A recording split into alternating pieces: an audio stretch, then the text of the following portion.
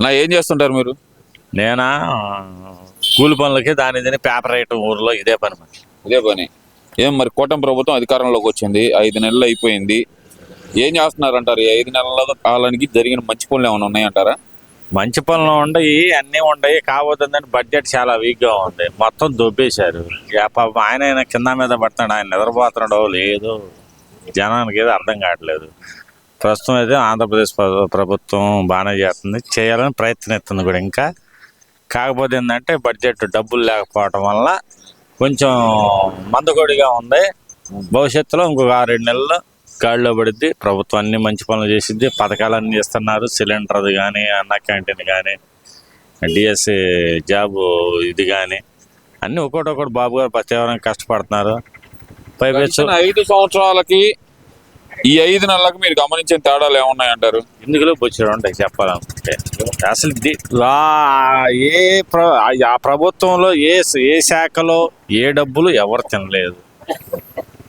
ఆ డబ్బులు ఇటేయటం, ఈ డబ్బులు అటేయటం, ఎవరి ఖాతాలు వేసారని ఉపయోగం ఉంది. ఉదాహరణ చూస్తున్నా, ఎవరికే ఎందుకు నాకే 5 ఫీజు రిపెండెన్స్ రావాలా, మా అబ్బాయి 5 రావాలా. 5 విడతలే రాకపోతే వాళ్ళు ఇంతవరకు నాకు మా అబ్బాయి సర్టిఫికెట్లు ఇవ్వలేదు. మూసుకొని అప్పు చేసి దాదాపు 46,000 50,000 అప్పు చేసి తీసుకుపోయి కట్టి ఆ డిగ్రీ సర్టిఫికెట్లు తెచ్చుకున్నాం. నేను అందరికి డబ్బులు వేసాను, ఈ కూటమి ప్రభుత్వం వచ్చిన తర్వాతే పిల్లలకు ఫీజు రియంబర్స్మెంట్ వేయకుండా వాళ్ళని ఇబ్బంది పెడుతుందని చెప్పి నిన్నగా మాట్లాడుతుంది జగన్మోహన్ రెడ్డి. మరి నా ఏమంటే నా ఏంటి 5 రావాలి. ఉదాహరణ నేనే, మా అబ్బాయి పేరు రామినేని గోపి, కావాలంటే చూడండి. అది సంగతి.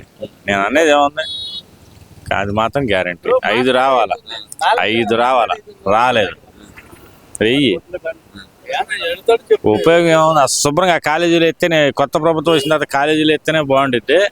అది జీవో పాస్ చేశారు కదా, అసలు మాకే గోల్ ఉండదు కదా. మా ఖాతాలో పడతాం, మళ్ళీ వాటిని డ్రా చేసుకుని కాలేజీలో పాటు ఇవన్నీ మాకెందుకు చెప్పలేదు. మీరు అడగటానికి, కాలేజీలను అడగటానికి అధికారం మీకు ఉంటుంది కదా అని చెప్పి అధికారం మీ చేతుల్లో పెట్టాడంట జగన్మోహన్ రెడ్డి. అసలు మాకెందుకు, మా ఖాతాలో పడి మేము గబక్కన ఏదైనా వాడుకుంటాము. ఒక 500 మందుకో బందుకో ఇంకో దానికో దానికొచ్చి మేము అడగట్టాం. అసలు ఆ కాలేజీలో వాళ్ళు పడతారు, ఆ ప్రభుత్వం వాళ్ళు కాలేజీ వాళ్ళు పడతారు. మాకెందుకు చెప్పలా. ఇప్పుడు ఆ 50-60 ఎవరు తీస్తారు బాకీ? ఏ ప్రభుత్వం తీర్చిద్ది? కొత్త ప్రభుత్వం వచ్చిన తర్వాత బకాయిలు తెస్తా ఉన్నారు. అసలు ఉండాటికే పథకాలకే డబ్బులు లేక పాపం వస్తున్నారు. ఎప్పటికో అయిద్ది, మా డబ్బులు వస్తాయి అనే నమ్మకం ఉంది. కొత్త ప్రభుత్వం వచ్చిన తర్వాత మా డబ్బులు వస్తాయని ఉంది, కానీ ప్రజెంట్ అయితే ఆ సిచ్యువేషన్ లేదు కదా. సరే, ఇదంతా ఓకే. మరి ఆయన సూపర్ 6 అంటూ హామీలు ఇచ్చాడు కదా, ఆ హామీలు ఒక్కటి కూడా అమలు చేయట్లేదు కదా, ఏమంటారు మరి దానికి?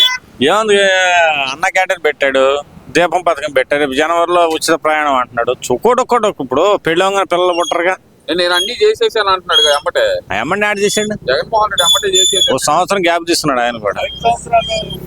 1 సంవత్సరం గ్యాప్ తీసుకున్నారు. పెళ్ళవగానే కనీసం 9 నెలలు అన్న ఉండాలిగా, సరుకు గట్టిది అయితే పిల్లలు పుడతానికి. ఇదిగో అంటే 1 సంవత్సరంలో అన్ని చేస్తారు, పెడతారు. అది సంగతి. కష్టపడుతున్నాడు బాబు గారు, కష్టపడుతున్నారు బాగా. మరి లేకపోతే 75 సంవత్సరాల వయసులో విజయవాడలో ఆ రకంగా నీళ్ళలో దిగి మంచి చెడు చూసుకుని ప్రజలను బిడ్డల్లా చూస్తున్నాడు ఆయన. ఆయన తర్వాత రామానాయుడు గారు, నిమ్మల రామానాయుడు గారు, ఆయన ఎంత కష్టపడ్డాడు పాపం ఆ కట్టల కాడ. చలి లేదు, వానలో తడుచుకుంటా. వరదలకు కారణమే చంద్రబాబు నాయుడు అంటారండి. ఇప్పుడు కడుపు నిన్నాళ్ళు ఏమైనా అంటారు. వరదల్లో కూడా 500 కోట్లు తినేసాడు అంట కదా చంద్రబాబు.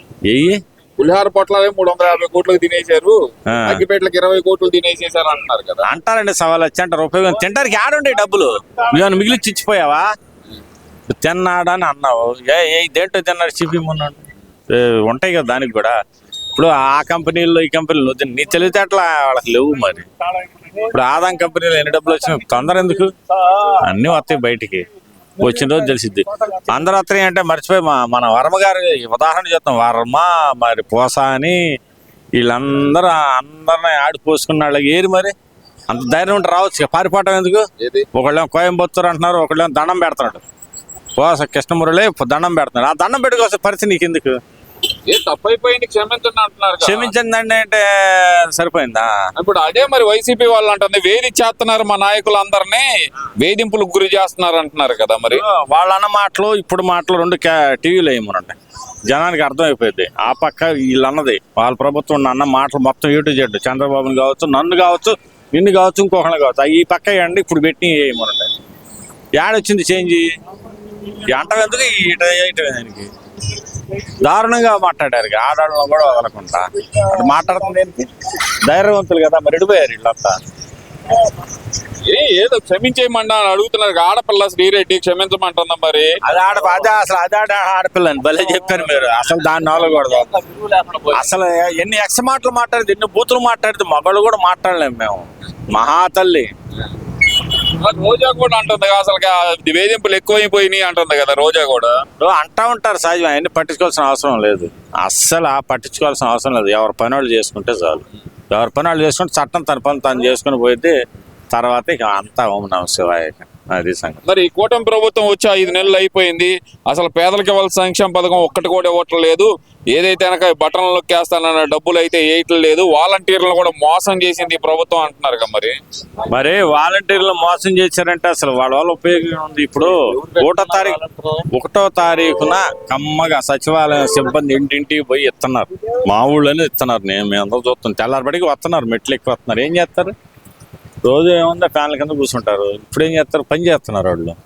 వాళ్ళు ఎందుకు వాలంటీర్లు? దేనికి ఉపయోగం ఏంది వాళ్ళ వల్ల? మరి 2027 నేను తిరిగి వస్తాను, గట్టిగా ఉండిద్ది, ఇంత ప్రతీకారాన్ని తీర్చుకుంటాను అంటున్నాడు కదా జగన్మోహన్ రెడ్డి. మరి మొన్నటిదాకా 30 ఏళ్ళు అన్నారు, 50 ఏళ్ళు అన్నమని ఈసారి. మొన్నటిదా 30 ఏళ్ళు అని తొడలు పెట్టారు. మా ఊర్లో కూడా పెట్టారులే కొంతమంది. ఈ సెంటర్లో పని బాట లేకుండా వెళ్ళానంటే 30 ఏళ్ళు వస్తాడని చెప్పి అన్ని వయ్యారాలు పడ్డారు. ఇప్పుడేం జంగిబిల్లా కూర్చొని ఉంటారు. అట్నే ఇప్పుడు మొన్న ఏం జరిగింది, ఈసారి కూడా అంతే జరిగింది. ఏది రిషికొండ ప్యాలెస్, ఇంటి చుట్టూ కంచా, ఏంది అసలు వ్యవహారం ఏంది జగన్మోహన్ రెడ్డి? అయ్యో ఒకళ్ళు చెప్పేది తెలియదు. ఆంధ్రప్రదేశ్ మొత్తానికి తెలుసు, తెలంగాణకు తెలుసు, ప్రపంచానికే తెలుసు ఏమేం చేస్తున్నారు. అసలు డబ్బులు ఎందుకు యాడ్ నుంచి వస్తున్నాయి, ఏంది మంచిదా చెడేందా అనేది జనం మొత్తానికి తెలిసే కదా. మన బహుమతులు ఇచ్చింది 11 బహుమతులు ఇచ్చారు. మరి ఈవీఎంలు అయితే 150 వచ్చినాయి. మరి మొన్న స్టార్టింగ్ లో అప్పుడు ఈవీఎంలేనా? అనుకుంటారులే.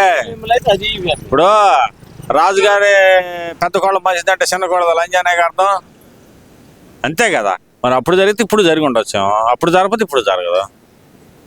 ఏం బెంగళూరు ఎందుకు వెళ్తున్నాడు అంటారు పదే పదే? ఏడు మొహం ఏం చూపిస్తారు, ఏమని చూపిస్తారు? పోయి ఆడపోయి పొనుకుంటాడు హాయిగా, ఎవరిని గెలవడు.